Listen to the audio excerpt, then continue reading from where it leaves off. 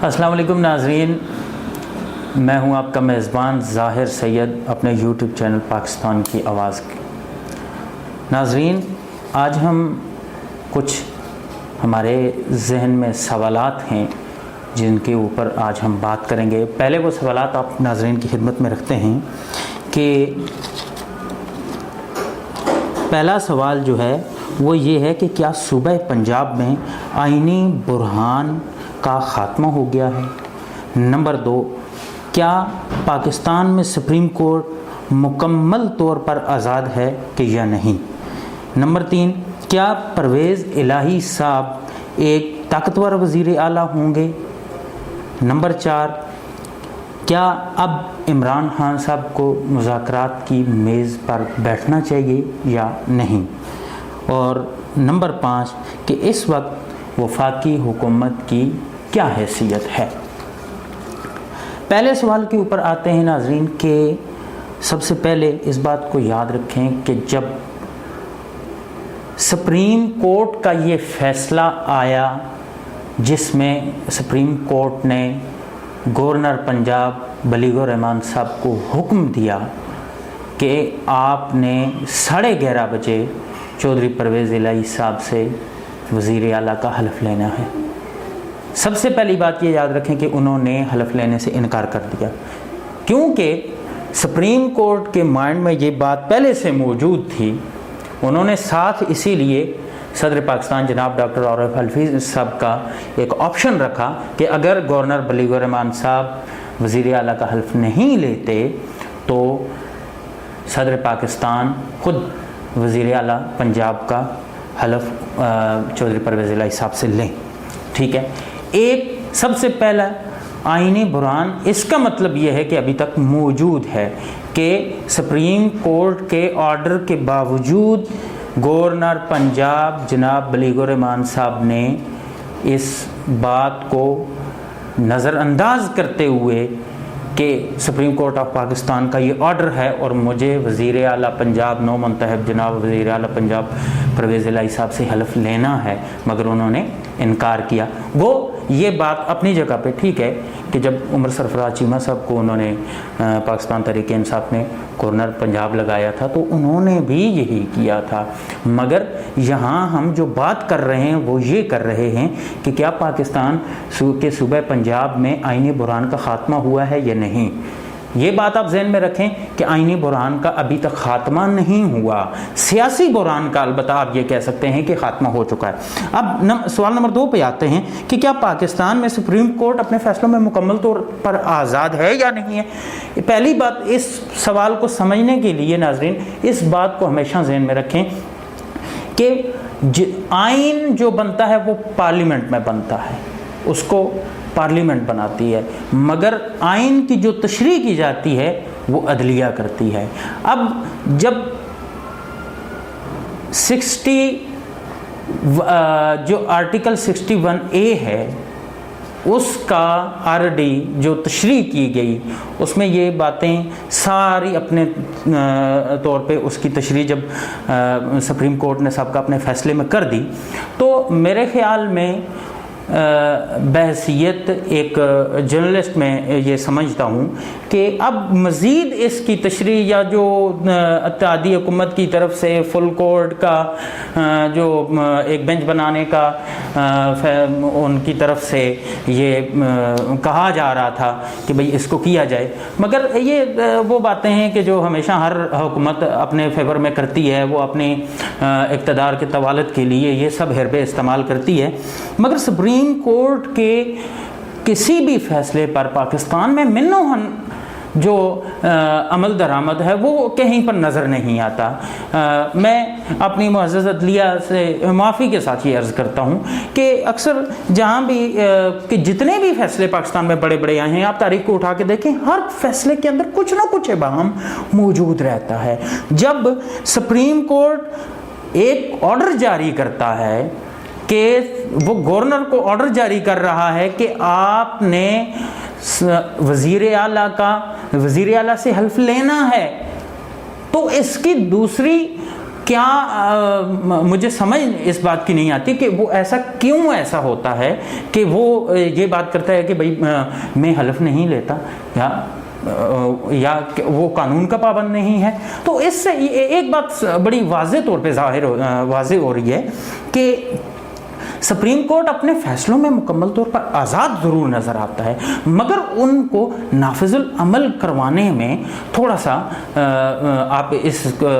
بات کو ایسے کہہ سکتے ہیں کہ تھوڑا سا وہ بے بس نظر آتا ہے. اس سے ہم اگلے سوال پہ چلتے ہیں کہ کیا پرویز الہی صاحب ایک طاقتور وزیر اعلیٰ ثابت ہوں گے؟ اب اس سوال کے اوپر ہم ڈسکس کرنے سے پہلے ایک بات آپ یاد رکھیں کہ آج ARY کے جو ہاور گمن صاحب ہیں اسلام آباد کے بیورو چیف، تو ان کی ایک خصوصی گفتگو ہوئی پرویز الہی صاحب کے ساتھ. تو جب انہوں نے یہ سوال کیا کہ اگر عمران خان صاحب آپ کو کہتے ہیں کہ آپ اسمبلیاں توڑ دیں، تو کچھ لوگ ابھی تک یہ سمجھتے ہیں کہ آپ ڈٹ جائیں گے اور آپ کہیں گے کہ نہیں، اب آپ کی رائیں جدا ہیں اور ہماری جدا ہیں، ہم اسمبلیاں نہیں توڑیں گے بلکہ ہم اس کو کنٹینیو رکھیں گے. تو اس کے جواب میں جناب پرویز الہی صاحب نے صاف طور پہ کہہ دیا کہ عمران خان صاحب اگر کہیں تو میں 1 منٹ نہیں لگاؤں گا، میں بغیر سوچے عمران خان کے کہنے کے اوپر میں اسمبلیاں تحلیل کر دوں گا. تو اس سے ایک بات بڑی واضح ثابت ہو رہی ہے کہ چودھری صاحب کو اس بات کا علم ہوا ہے کہ ہم نے اپنا جو سیاسی مستقبل ہے وہ پاکستان تحریک انصاف کے ساتھ وابستہ کرنا ہے اور ان کے ساتھ مل کے چلنا ہے. سوال نمبر 4 کے اوپر آتے ہیں کہ کیا اب عمران خان صاحب کو مذاکرات کی ٹیبل پہ آنا چاہیے یا نہیں آنا چاہیے؟ ناظرین، ایک بات ہم اس سے پہلے بھی کہتے آئے ہیں کہ ہم کسی پارٹی کے جرنلسٹ نہیں ہیں، ہم پوزیشن لینے کے حق میں نہیں ہیں. اس وقت ملکی صورتحال جو بتا رہی ہے، ملکی صورتحال کو دیکھا جائے، معیشت کو دیکھا جائے، تو عمران خان صاحب کو چاہیے کہ وہ مذاکرات کی طرف آئیں، مذاکرات کریں اور بیٹھ کے کچھ معاملات کو آگے لے کے چلیں. ہو سکتا ہے کہ اب اگر عمران خان صاحب مذاکرات کی ٹیبل پہ آ کے وفاقی حکومت کے ساتھ مذاکرات کرنے پہ آ جاتے ہیں تو یہ عین ممکن ہے کہ وفاقی حکومت وہ اس بات پہ راضی ہو جائے کہ ہم الیکشن کی ڈیٹ اناؤنس کرتے ہیں. مگر اس کے لیے ضروری ہے کہ ہماری ایک بحیثیت جرنلسٹ میری بھی عمران خان صاحب سے یہ گزارش ہے کہ وہ لازماً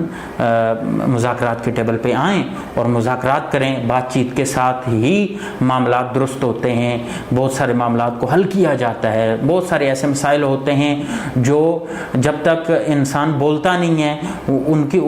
کے اوپر کوئی بات نہیں ہوتی تو وہ آگے نہیں چلتے، وہ ان کا کوئی حل نہیں نکلتا. بات چیت کے ساتھ بہت سارے ایسے مسائل ہوتے ہیں کہ جن کا حل نکل آتا ہے. عمران خان صاحب کے لیے یہی مسئلہ ہے، وہ یہی سمجھتے ہیں کہ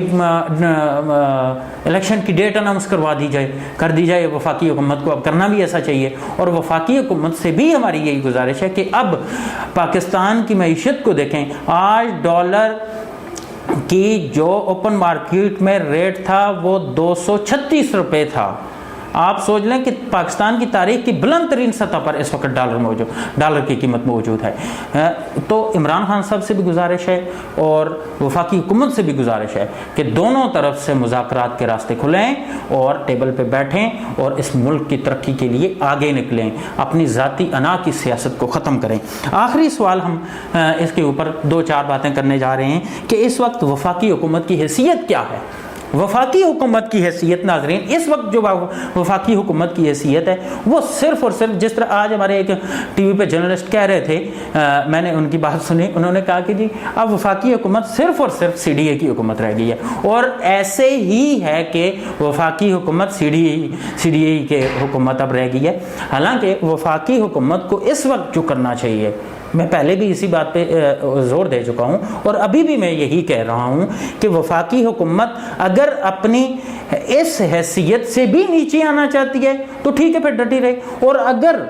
مزید اپنا مورال جو وہ خراب نہیں کرنا چاہتی، تو اس کے لیے بھی ضروری ہے کہ وہ مذاکرات کرے، اور خان صاحب کو بھی مذاکرات کے لیے مجبور کرے، وہ خود چل کے جائے۔ خان صاحب کو بھی چاہیے کہ وہ بھی 2 قدم چلیں، 2 قدم وفاقی جو حکومت ہے اتحادیوں کی، وہ سارے مل کے چلیں اور ایک دوسرے سے بات کر کے الیکشن اناؤنس کریں۔ ملک کی سالمیت، ملک کی معاشی حالات کے لیے بھی یہی اس وقت درست ہے کہ کوئی نیا سیٹ اپ لایا جائے، کوئی اچھے پلان بنائے جائیں جس کے مطابق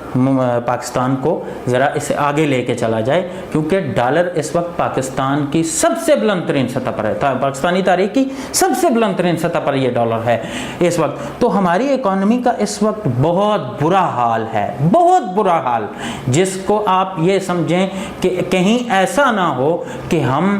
وہ وقت ہمارے ملک کے اوپر نہ آئے، ہماری کرنسی اس حد تک نہ چلی جائے کہ ہم بوری بھر کے پیسوں کی لے کے جائیں اور